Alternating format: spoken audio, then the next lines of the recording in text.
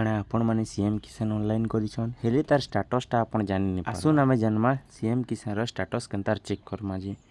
सबसे पहला तो आपण आपनकर मोबाइल रो गोटे ब्राउजर ओपन करिकिना सीएम किसान लिखिकिना सर्च कर दियन।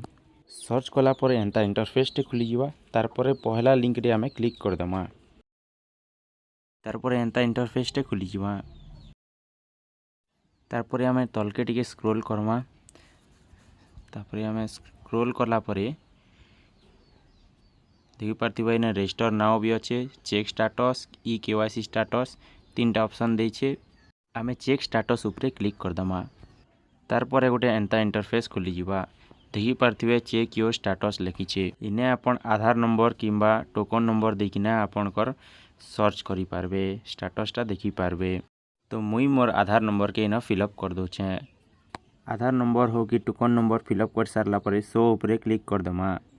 आपण माने देखुथिबे आधार नंबर नॉट फाउंड बोली कर लिखुछे ना जे एंती देखला कि मोर आधार नंबर रे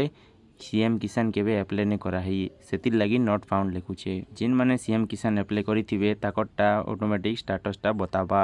तो एतकी ही प्रोसेस अछि आपण माने के जानवर लागि मोर आधार नंबर देथिली तो आपण माने भी एंता स्टेप्स फॉलो करिकिना आपण माने चेक करि पारबे स्टेटस। वीडियोटा जदि भल लागला इन्फॉर्मेटिव थिला बेले लाइक शेयर और सब्सक्राइब करबे।